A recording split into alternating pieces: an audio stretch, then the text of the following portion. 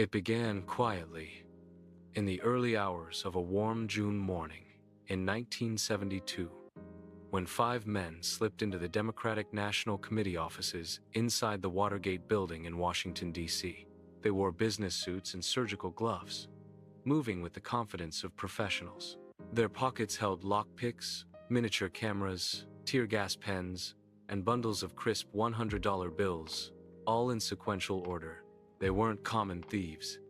They were there to photograph documents and plant wiretaps, returning for a second attempt after an earlier break-in had failed.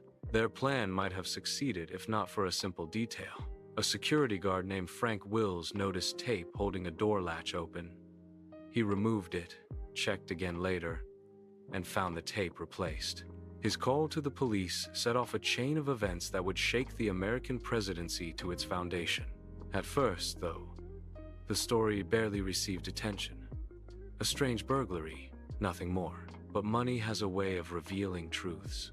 As investigators followed the financial trail, they discovered that the burglars were being financed through a secret fund controlled by the Committee for the Re-election of the President, known by the acronym that would come to symbolize political corruption.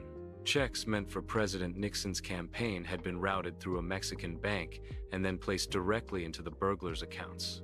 One of the deposits was made by Bernard Barker, a man whose name appeared in the address book of E. Howard Hunt, a former CIA operative working within the White House. 2 Washington Post reporters, Bob Woodward and Carl Bernstein, began connecting the pieces. They were guided by an anonymous source known as Deep Throat, who would later be revealed as FBI Associate Director Mark Felt. Through their persistence, the burglary began to look less like a clumsy crime and more like the opening act of a much larger operation. The unraveling came quickly. Investigators learned that just days after the break-in, the president and his chief of staff had discussed using the CIA to halt the FBI's inquiries. That conversation, recorded on what would become known as the smoking gun tape, revealed that a cover-up had begun almost immediately. The existence of the tapes themselves was a revelation. In the summer of 1973, a former White House aide disclosed that President Nixon had recorded nearly every Oval Office conversation since 1971. The pressure mounted. The president attempted to fire the special prosecutor investigating the case, triggering the resignations of the Attorney General and his deputy in an episode the nation would remember as the Saturday Night Massacre. Court battles followed, culminating in a unanimous Supreme Court ruling that forced the president to hand over the tapes. When the recordings were finally released in August 1974, the truth was unavoidable. Even Nixon's strongest allies in Congress told him the votes to convict him in an impeachment trial were guaranteed.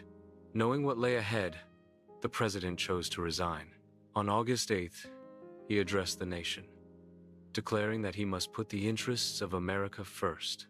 The next day, he boarded the presidential helicopter, raised both arms in a farewell gesture, and left the White House behind. His successor, Gerald Ford, granted him a full pardon a month later, ensuring Nixon would never face trial. The aftermath of Watergate left a permanent mark on the country. Dozens of officials were convicted, including some of the most powerful figures in the administration. Public confidence in government collapsed. New laws were created to improve transparency, regulate campaign finance, and strengthen public access to information. And a single word, once nothing more than the name of an office building, became the universal shorthand for scandal.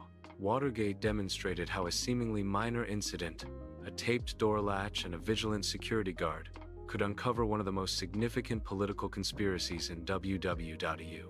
American history.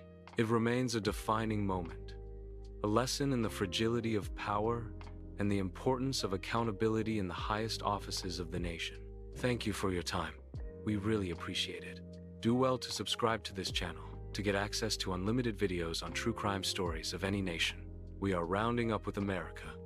Our next nation would be the United Kingdom. You don't want to miss that. Like this video and subscribe so you won't miss out. Thanks for watching.